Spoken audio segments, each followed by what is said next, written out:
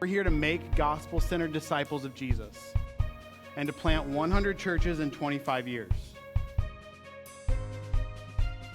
As a body, we serve, we care for, we take care of one another within the body. We are to love Jesus. We want to live like Jesus, and we want to lead other people to Jesus. That's what this church is for. When you take a look, especially at those last two songs that he just led us through, that is pretty much everything that I wanted to say this morning. However, because of the fact that we have about 25 minutes to kill, I guess you're still going to have to put up with me. And of course, as Jason's walking away, he's going, yeah, right, if he would only keep it to 25 minutes. But this morning, what I do want to do is I want to take a look at this topic of, and I know it's kind of a big, broad topic, but we still have to go through it, and it's when life happens. You know, it does happen. It happens in big ways, and it happens in small ways. And what I want to look at this morning is there's a difference between reacting and responding, isn't there? Reacting is simply just an emotional, here, let me move this real quick, because I know my beard is getting in the way. Is that better? Can you guys still? Okay, I got the thumb. When you get the thumbs up from the sound guy, you know everything is right, all right? So whenever it comes to responding and reacting, when you react, you just jump into the emotion of the moment. But responding means actually taking a moment to think about what you're going to do and what you're going to say next. So this morning what I want us to do is let's learn how to respond to those moments when life happens rather than just simply reacting when those moments of life happen. Now, we have to acknowledge, and by no means do I ever want to minimize what is going on in your life. Like I said, life happens. It happens in big ways and it happens in small ways. And when it happens in those big ways, we never want to minimize what you are going through. We also never want to oversimplify how we approach life. It's easy to get up here and present you a 1, 2, 3 formula. And in fact, whenever you look at what we're going to cover this morning, you're going to think that that's kind of what I'm doing, but it's really not. What I want to do this morning is I want to give you guys some principles, something that you could hold on to and hang on to. And believe it or not, these are not something that I found on my own. I'm not a motivational speaker. You know, I don't do that. I don't have a book for sale out on the table as you leave this morning. The only book that I have is the Word of God. And I think that everything that we look at this morning, these principles that we look at, come straight from His Word. And so I'm hoping what I do is I present you a way, give you something that you could hold on to so that when life happens, you can take that breath and go, okay, wait a minute. Let's think this through instead of jumping into the heat of the moment. And what I want us to do is I want us to go into take a page or an event that happened in the life of the nation of Israel. So this morning, believe it or not, we're actually going to go to the first section of the Bible. You know, that section that's called the Old Testament? Yeah, it's there. It's actually there for a reason. I realize it may be a surprise for some of you. And I'll be honest with you, it's easier to teach out of the New Testament. I mean, there's a lot of good principles in the way that the New Testament is laid out. It's so much easier to teach out of the New Testament. Also, when it comes to the New Testament, you're dealing with about 80 years, events that occurred in about 80 years. So it's real easy whenever you're talking about and preaching from the New Testament to put things in context. When it comes to the Old Testament, you're looking at thousands of years of history. So whenever you kind of drop into the middle of the Old Testament, bringing everybody up to speed to where you are at that moment can be difficult. So I'm going to give it a quick try, okay? Bear with me for just a moment. Because when it comes to the Old Testament, what you're basically looking at is the history of the nation of Israel, from its beginning through the time of Christ. And then you pick up in the New Testament, and you pick up with the New Covenant, you pick up with the life of Christ and the beginning of the church. But so that Old Testament there, you're dealing with thousands of years around the history of the nation of Israel. Well, when you really stop and think about it, the nation of Israel started with one man, Abraham. And Abraham had one son, Isaac. Then Isaac had two sons. Isaac had Jacob and Esau. But the story focuses in on Jacob. So we start with Abraham, we go to his son Isaac, we then move to his grandson Jacob. Then Jacob, through his life, he has 12 sons of his own. So from Abraham, we go to 12 great-grandchildren. And out of those 12 great-grandchildren of Abraham, we have what is known as the nation of Israel. And those 12 sons, those 12 families that came from Abraham, they became known as the 12 tribes of Israel. Well, as the 12 tribes of Israel went through their life, and as these 12 families went through their life, they eventually settled in the country of Egypt. And it was okay for a while. But here's the thing. Because God had made two promises to Abraham. God says, first of all, Abraham, I'm going to make from you, I'm going to make a nation like no other nation there has ever been throughout human history. And promise number two is, I'm going to give your nation a homeland. And that homeland is in the country of Canaan. God is faithful. As we just heard, we just sang, God is faithful. God was faithful to his promise to Abraham. And from Abraham and from those 12 great-grandsons rose a mighty nation. But that mighty nation grew up in the country of Egypt. And the Egyptians didn't like their neighbors. They didn't like how they were growing. They did not like how they were strengthening. They did not like how they were influencing their country. So to bring them under control, Egypt placed the nation of Israel in slavery and forced them into forced labor. Israel was under the hand of Egypt for centuries. But God is faithful, and he raised up Moses for the purpose of leading the nation of Israel, leading the children, the people of Israel, out of Egypt, out of slavery, and to bring them to that land that God had promised them would be their home.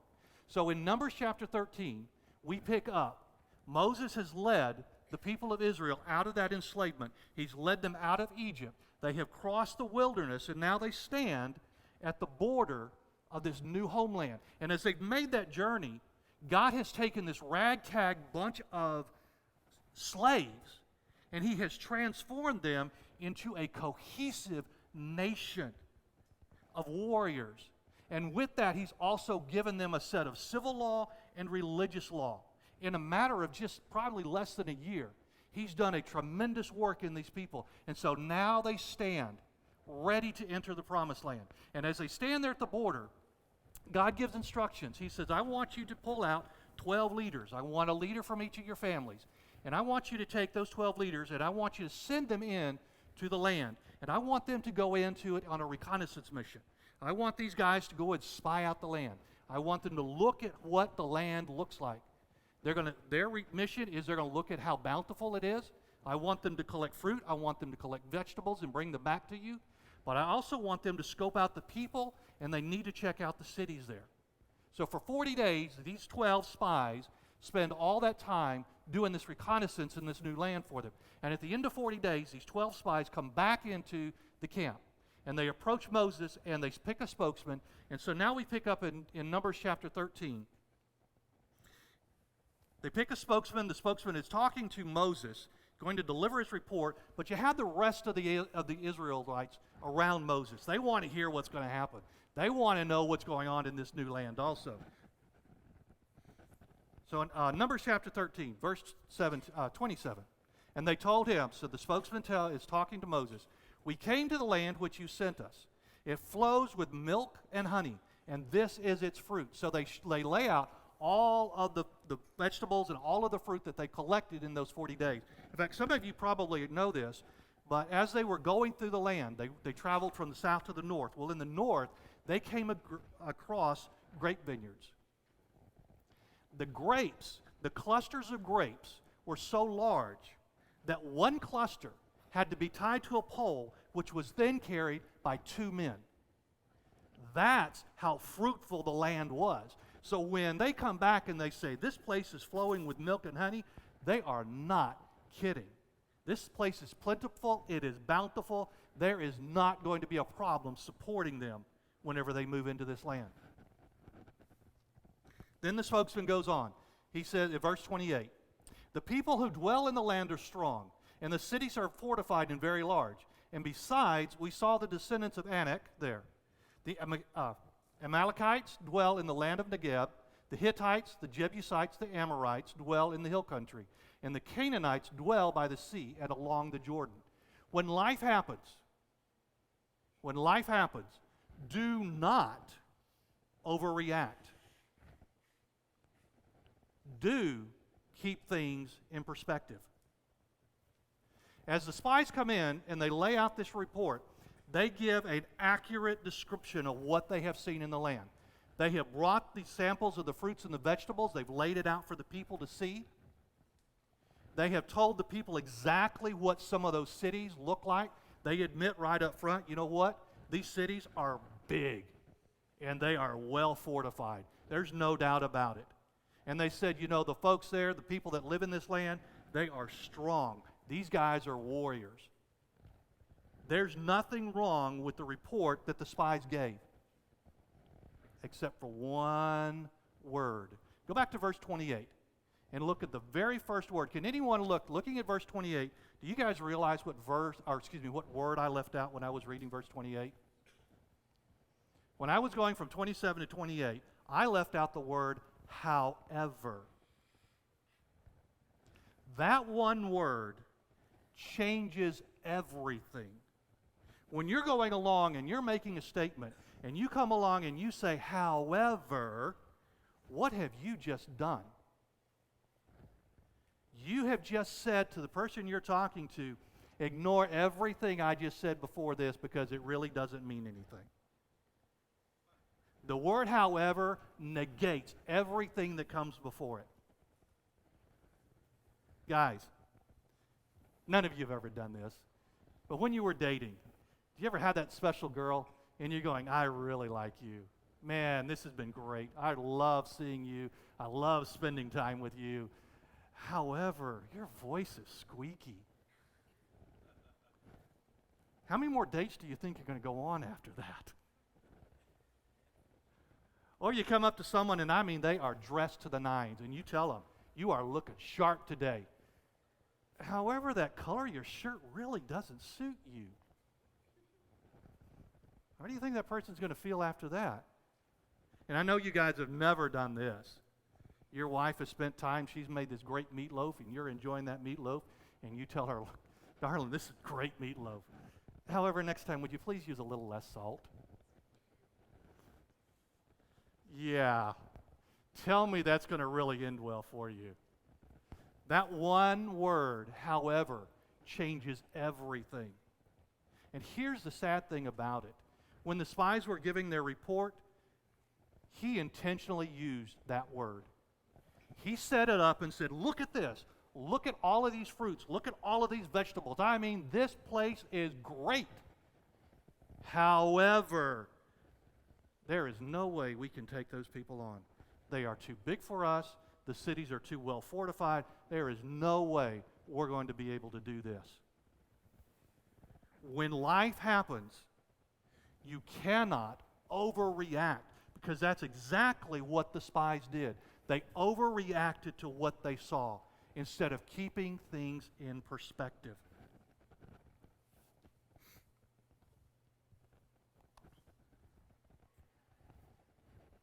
You're going to get that news. At some point in time, if you haven't already, you know someone, you're going to get that news that someone close to you or even yourself has stage 4 cancer. And you are going to be devastated by that news. There are going to be days whenever you walk up to your refrigerator and you put that cup in the door to get your water, and that water doesn't come out. Things break down. There are going to be times whenever you get that call and you have to come into your boss's office, and he says, we really appreciate the job that you're doing. We're having to make some changes around here. And unfortunately, one of those changes is you lose your job. And at that moment, you're going to be concerned about the loss of income. Well, when you lose your keys, the only thing you lose is a little bit of time. When life happens, keep it in perspective. Do not overreact. Because you know what happens when you overreact? You make stupid mistakes. Keep things in perspective. Do not overreact. The spies, overreacted to what they saw, and the people overreacted to what they heard. So when life happens, keep things in perspective so you do not overreact. Also, do not let the situation overwhelm you. Do keep your wits about you. After the spies have given their report, listen to how the people of Israel respond. In chapter 14, verse 1, then the whole congregation lifted up their voices and cried out. And it wasn't a pleasant sound. And that night the people wept. All the Israelites grumbled against Moses and Aaron, and the whole congregation said to them, if only we had died in the land of Egypt, or if only we had died in this wilderness. Why is the Lord bringing us into this land to fall by the sword? Our wives and children will become plunder. Would it not be better for us to go back to Egypt? When life happens, do not let the situation overwhelm you. Joshua and Caleb, 12 spies go back. Joshua and Caleb are among those 12 spies. Joshua and Caleb hear this overreaction. They hear how the people are allowing fear to overwhelm them. Joshua and Caleb stand up and they say, do not be afraid of the people of the land. Do not let the situation overwhelm you. Keep your wits about you. One Bible commentator kind of puts it this way. He says, the gloomy report of the spies threw the whole assembly into a panic, which was expressed in the passionate Eastern manner by wild, ungoverned, shrieking, and tears. What a picture of a frenzied crowd the first verse of the chapter gives. When day dawned, the tempest of emotion settled down into sullen desperation to give up the prize. When they allowed themselves to be overwhelmed by the situation, they were willing to turn their back on God and to go back to Egypt. What in the world did they leave when they left Egypt? What did they leave behind when they came out of Egypt? They left enslavement behind.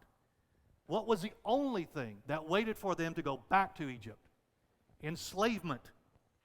In what universe is going back to Egypt sound like a good thing for you?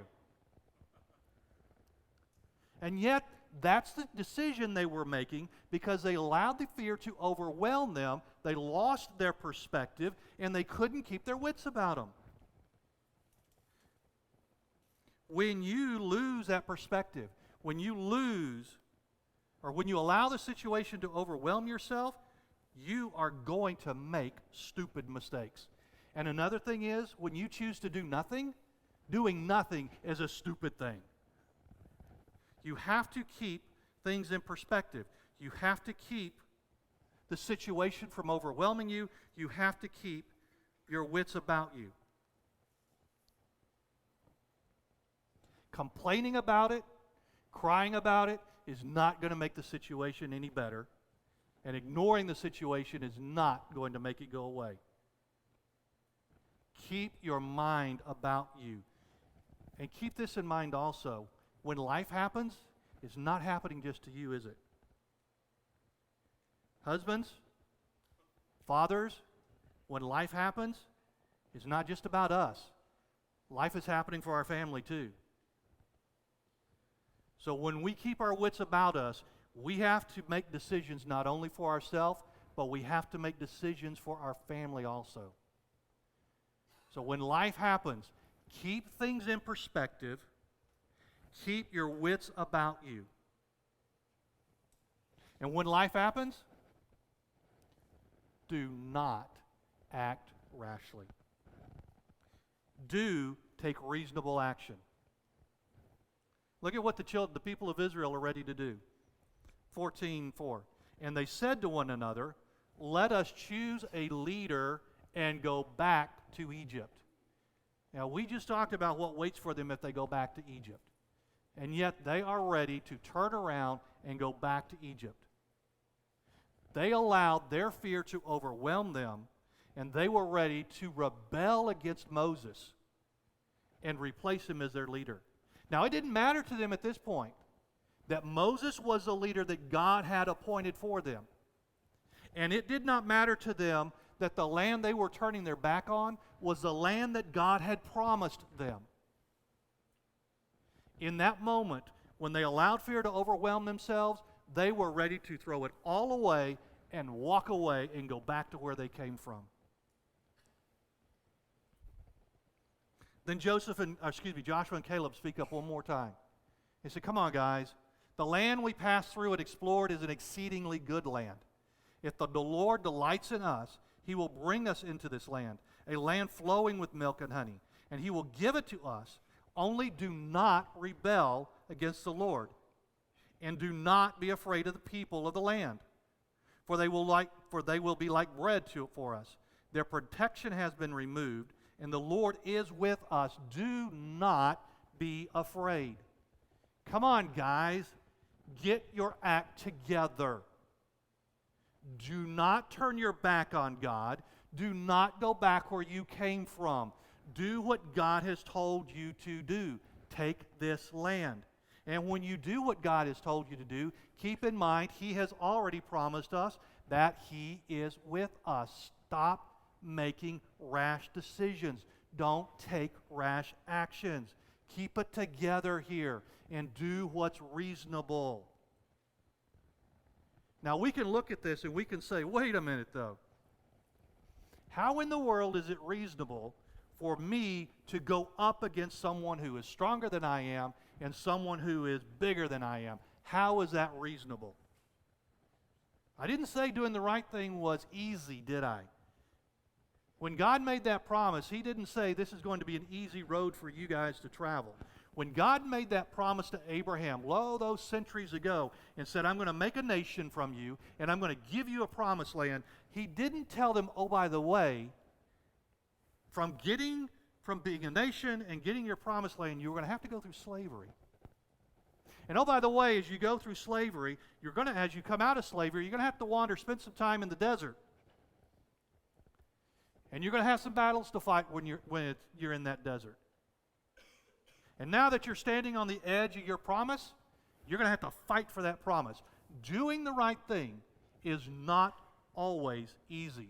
Making those right decisions is going to be tough. But when you are in that situation, when life happens, you have to keep things in perspective. You have to keep your wits about you, and you have to make reasonable choices and take reasonable action, regardless of how tough it is.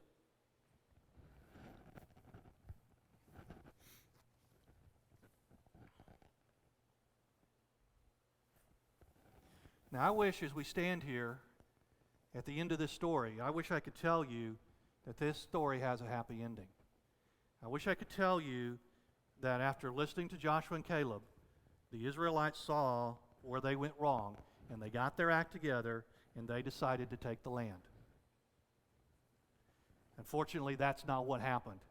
Whenever you start looking through the rest of chapter 14, you see exactly in fact, when Joshua and Caleb stand up and say, folks, listen to me. God promised us this land. God said He will give us this land. Let's go get the land. You know what the people wanted to do? Verse 10. But the entire congregation threatened to stone Joshua and Caleb. Good going, guys. After all of that, they still allowed the fear to overwhelm them. After all of that, they still lost their perspective, and they were still ready to take rash action. And you know what happened? But the entire congregation threatened to stone Joshua and Caleb. Then the glory of the Lord appeared to all the Israelites at the tent of meeting. Now, the tent of meeting was a tabernacle. It was that place where the people of Israel came together to worship God. In other words, God showed up for church. Problem is, this time, That was not a good thing. Now, these verses, next verses, are not going to be on the screen. I'm just going to read them to you so you get an idea of God's answer to his people. Then the Lord said to Moses and Aaron, "How long will this wicked congregation grumble against me? I have heard the complaints that the Israelites are making against me." Now, you got to keep in mind, nowhere in all of this did you see where the children of Israel were saying anything against God? It was all about Moses. It was all about his brother Aaron. It was all about Joshua, and it was all about Caleb. The problem is, when you talk about those that God has appointed you as leaders, you're talking about God.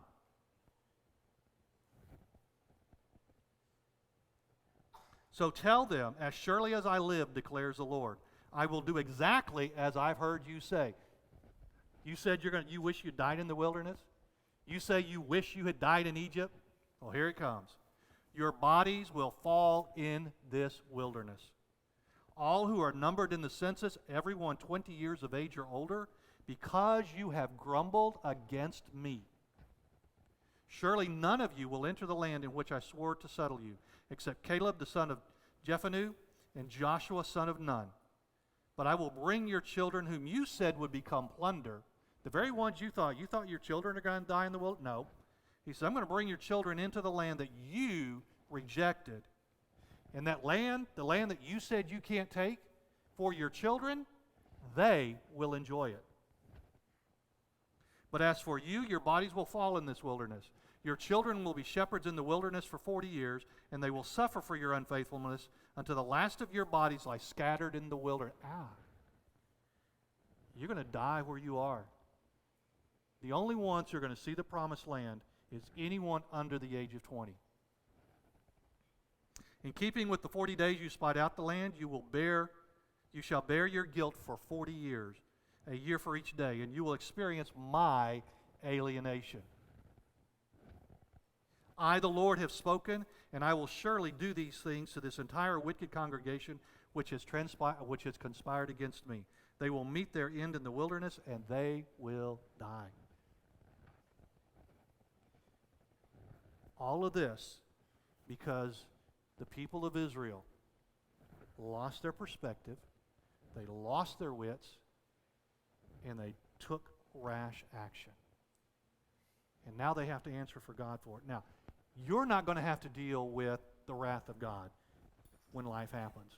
But I'll tell you what, when you lose your perspective, when you lose your wits, and when you act rashly, there are going to be consequences to that. And those consequences are not going to be pleasant.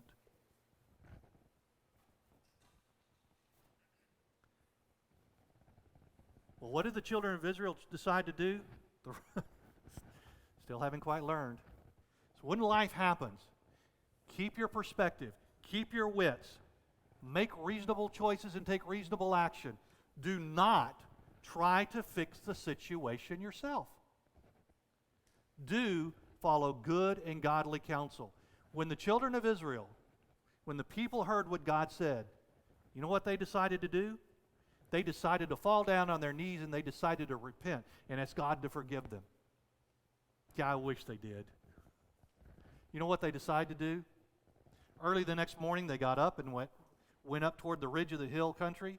We have indeed sinned, they said, but we will go to the place the Lord has promised us. What did God just tell them? God just told them, that land is not yours any longer. Turn around and go back into the desert. That land only belongs now to your children. And what do they decide to do? We're going to take the land. How many of you have had that problem with your kids? You tell them what to do. You give them very clear instructions, and they don't do it. You can't let them get away with it, right? You got to discipline them. So what does your kid say? I'll do it, I'll do it, I'll do it. Well, it's too late. You didn't do it when I told you to. You have to face the consequences. Unfortunately, you got a whole group of people here acting like little kids. We'll do it now, we'll do it now, we'll do it now. Well, Moses has to be the parent, and he has to stand up and say, why are you transgressing the commandment of the Lord? This will not succeed. You can't come along and say that you're going to obey God after you've obeyed God, and he's laid out the discipline for you. The only way this is going to end is in disaster, and guess what? They got their backsides handed to them. But verse 44, but they dared. If you had to have one of your kids just look you straight in the face with that look of defiance and had put their feet firmly planted, and they just look at you and they're going to do whatever they want to do in spite of you, that's exactly what these folks were doing. They dared to go to the ridge of the hill country. Though neither Moses nor the Ark of the Covenant of the Lord moved from the camp, then the Amalekites and Canaanites who lived in that part of the hill country came down and attacked them and routed them all the way to Hormah. They got their backsides kicked because they tried to fix the situation themselves. Now you're going, well, wait a minute. You're telling me, first of all, I need to keep things in perspective. You're telling me I need to keep my wits about me, and you tell me that I need to take reasonable action. But then you tell me not to fix it. Yes. When life happens, ask for help. There are times when you're going to need someone else to come along beside you and help you out. You're going to get caught up, you're going to get overwhelmed by the emotions, and you're going to want to act rashly. And you're going to need somebody to tell you, take a breath. Take a step back, let's look at this thing together, and let's try to figure it out together. It's okay to ask for help when life happens. It's okay to seek out. Find somebody. We all have friends that are as ditzy as can be, and we love them. But we know, I got to be careful with this. We know if life happens, they're really not the right people to go to. So don't, okay? What you want to do is find someone who's been there, done that, and they're wearing the t-shirt proudly. Find someone who has experienced what you're going through and ask them for their help. And let them teach you from the mistakes that they've made so that you don't have to make those same mistakes. And if you're going, well, I don't know of anyone that I can turn to, anyone that I can ask, pick up the phone and call CityView, all right? The elders, the staff, we're here for you guys. If you're in that situation and you need someone to talk to, call us. And I'll tell you what, if we can't, and we'll be honest with you, if you're in a situation where we're going, you know what, that's a little bit out of my wheelhouse, we will find someone for you. And if you find yourself in those situations where the emotions are getting the better of you, or if you find yourself in facing those extreme emotional situations, we even have professional counselors who are family members of CVC. We can put you in touch with those members, and they can help you walk through those situations. Don't do it alone. Get help. Reach out. Ask for help. Get that wisdom. Get that counsel for somebody else. Don't try to fix it on your own.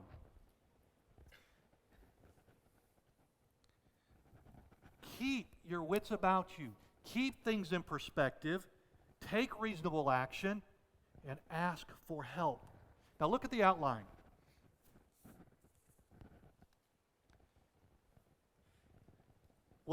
Whenever you look at keep things in perspective, keep your wits about you, what am I asking you to do? Control what you're thinking. Be mindful of what's going on up here. When those thoughts start bombarding you, take a breath, take a minute, and sort everything out up here. Then when we come along and we say take reasonable action and follow good and godly counsel, what am I asking you to do? What are we saying? What is God asking you to do? Take control of your actions.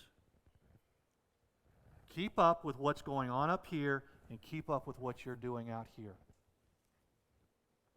Take responsibility for yourself. Keep yourself under control in the situation. It's going to be easy. When it comes to some of this stuff, you're going to feel overwhelmed. That's why with that last point we say, reach out for help.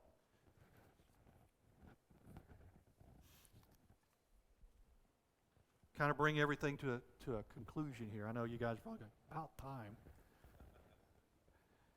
I got a couple of more do nots and I got a couple of more do's for you. But when life happens, do not focus on the situation. That's what happened with the spies, and that's what happened with the children of Israel. They got caught up in looking at the situation. They looked at how big these people were. They looked at how strong these people were. They looked at the cities. They looked at how big those cities were. They looked at the walls that were surrounding those cities. They were focusing on the situation. You cannot focus on the situation. If you want to keep things in perspective, you cannot just solely focus on the situation. At the same time, you cannot ignore the situation. Some of us, I'll be honest, I'm one of those. My first instinct a lot of times is just ignore it and hope that it goes away. It's not going to. You have to acknowledge the fact that that situation is there. And I'll tell you another thing. There's nothing wrong with saying there's something wrong. When life happens, acknowledge it. There's nothing wrong with that. It doesn't say anything about your faith. It does not say anything about your relationship with God. When life goes sideways, stand up and say, life just went sideways for me. Do face up to the situation. The people of Israel tried to run away from the situation. You can't do that. You've got to face up to it. But as you're facing up to that situation, do keep your eyes on God in the situation. The only way that you are going to maintain perspective, the only way that you're going to keep your wits, the only way that you're going to take reasonable action is to keep your eyes on God. He is the one who will bring you through it. He is the one who will hold you. What did Joshua and Caleb keep coming back to when they were talking to the children of Israel? They kept saying, the Lord is with us. The Lord is with us. When you're in that situation and that fear starts to overwhelm you and the emotions just come in like the tide and you feel like you're drowning,